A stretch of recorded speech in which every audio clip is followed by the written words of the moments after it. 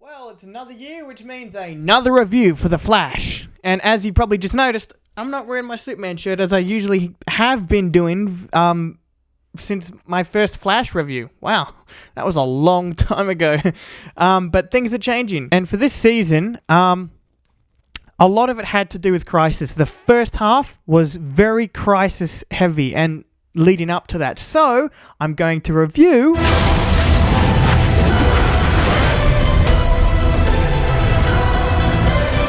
As I said, the first half of The Flash Season 6 was very Crisis heavy and it was leading up to Crisis. Most of it, or some of it was alright, okay? The villain Ramsey, I was not interested in, okay?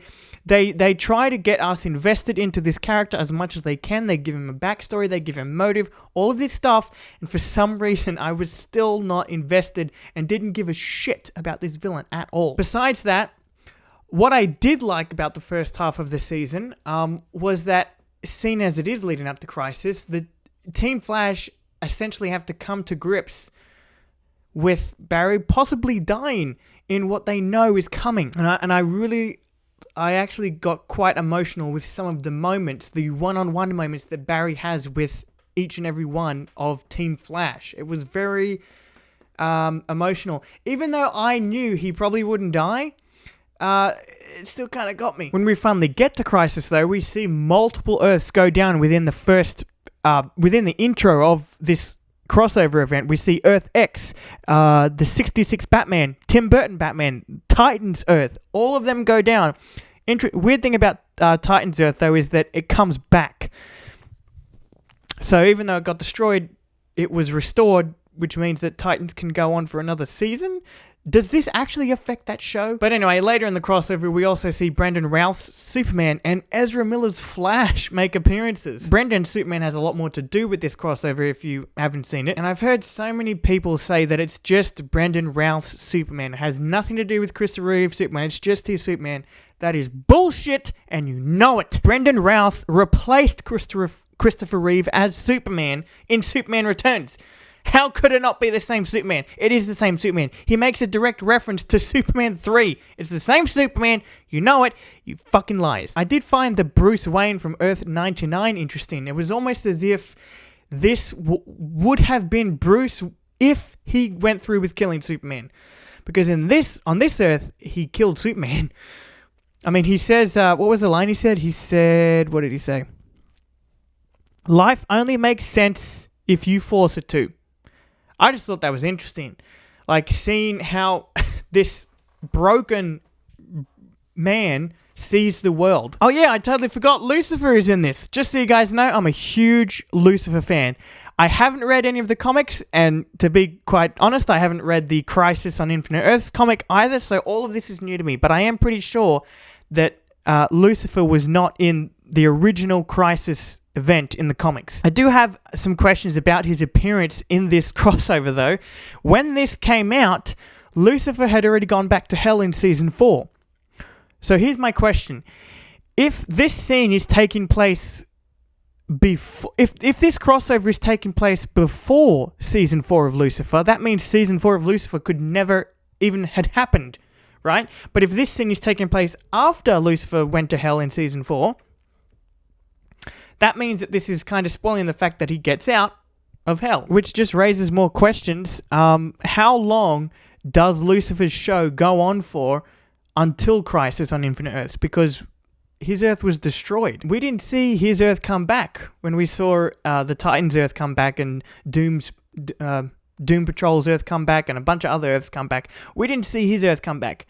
So we have to assume that he's fucked. But with all these references to, other DC continuities and other universes, I was wondering if technically does all of that take place in the Arrowverse? Is it all part of the whole Arrowverse? Or are the shows directly relating to the Arrowverse in the Arrowverse?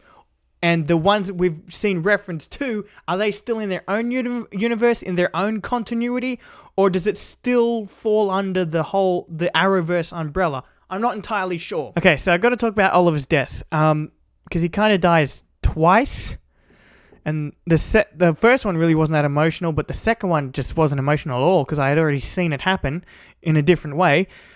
Anyway, so much shit happens in this crossover. But when Oliver died, initially I wasn't feeling anything. Even how it affected Barry and Sarah and Kara and his daughter, who I didn't know was a thing until this crossover. The one character that had the most effect on me when he learnt of Oliver's death was actually John Diggle, because besides Tommy Merlin, John Diggle is actually Oliver's best friend, and for some reason it's that relationship, that bond, that hit me in the feels. But moving on to another thing that I loved was seeing the Earth 90 Flash. Now, we saw him in the previous crossover Elseworlds, and I do know of this Flash. This crossover was so great. It gave this Barry Allen a send-off. So anyone who watched that Flash and who was a fan of that show, this crossover gives him a great send-off. And because of it, I actually want to go back and review that Flash from the 90s. And I can't say for sure if I'm going to do that, but that may very well be the next Flash review that you see. But moving on, I have to say, in summary, this show, its emotional moments, again, this is a problem I've had with previous crossovers. The writers just don't know how to make a scene emotional for some reason. They lay it on too thick, and therefore I don't know, it's not emotional. It kind of becomes a little cringy at times. This one isn't as bad as the other ones that I've seen, like Crisis on Earth X. God, I hated that one. And some of the action scenes are a bit dorky, like this one, for example. But I don't mind it so much. With all the problems that I have with it, I actually kind of like this one more than all the others, even Elseworlds, because it's not concerned about what people are thinking about it. It just freaking goes for it. So even though it does have some dorky moments and some awkward emotional scenes, I do kind of love it. Anyway, moving on to The Flash, Season 6.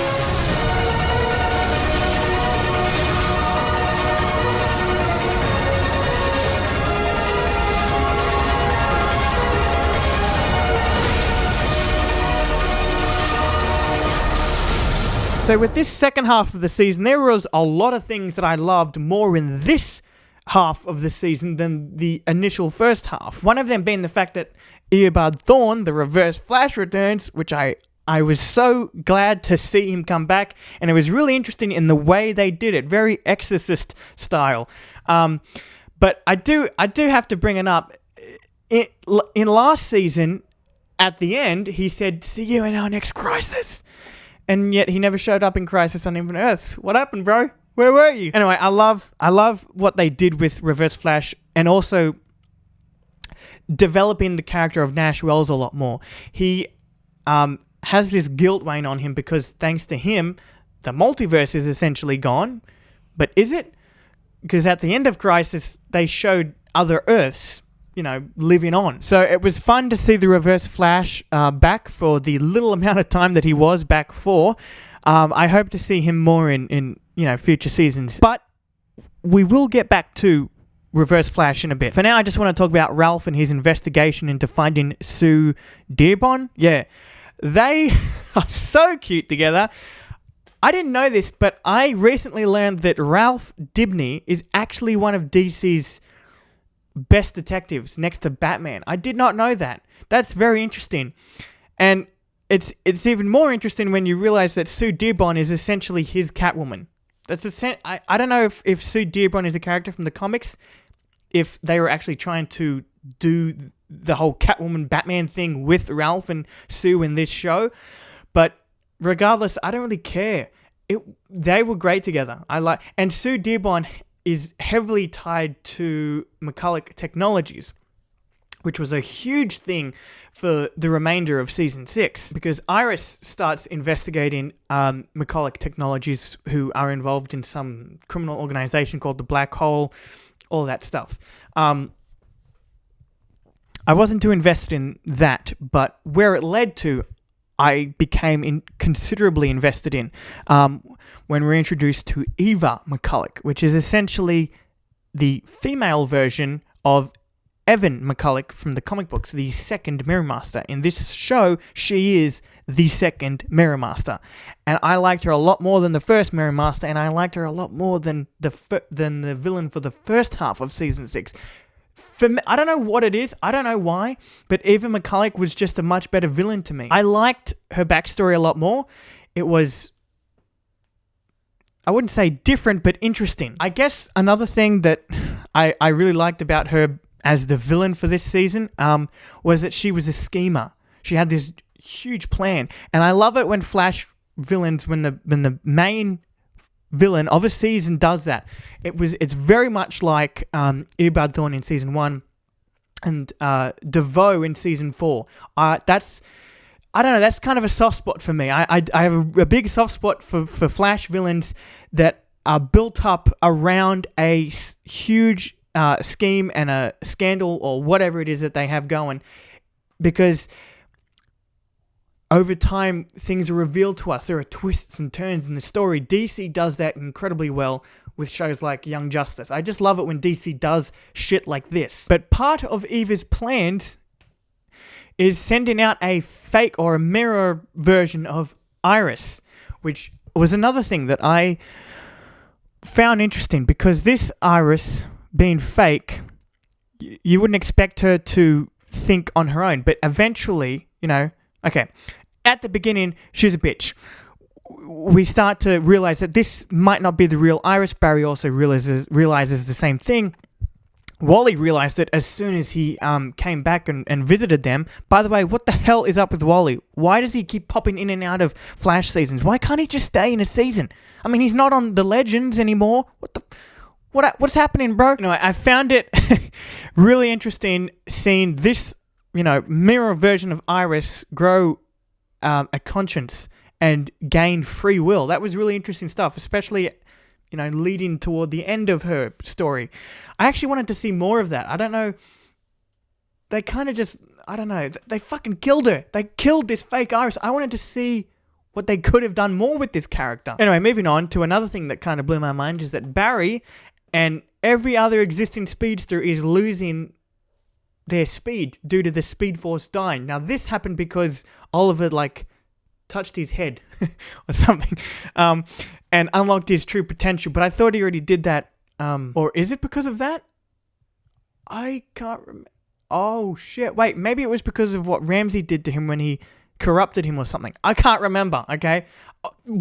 Moving on. This is great anyway, because we now know that Thawne wasn't operating off of the Speed Force. The entire time, even maybe from season 1, he was working or feeding off of his own Speed Force that he created, as we now know as the negative Speed Force. But what if Barry could create his own Speed Force?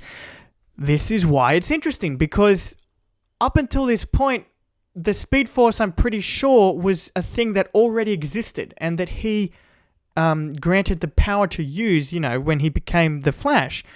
But now, they're going to have Barry create his own Speed Force, which is very much in line with the comics, because as referenced in, or as mentioned in the Flash Rebirth storyline, Barry generates Speed Force the more he runs, the more Speed Force he generates. So Barry is actually the center point of the Speed Force. So if Barry can create his own Speed Force in the show, that would be very much in line with the comic books. Alright, so the season ends a lot sooner than most.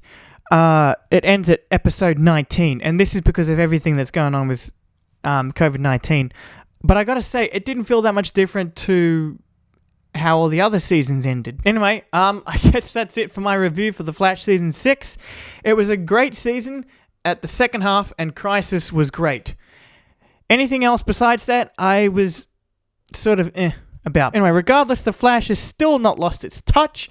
It's a great show, and I cannot wait to review Season 7 and see what they do with Barry creating his own Speed Force, which was one of the things that was left unfinished. But I'm excited to see what they do with that and how much of the comic material they will pull inspiration from. Anyway, See you in my next review.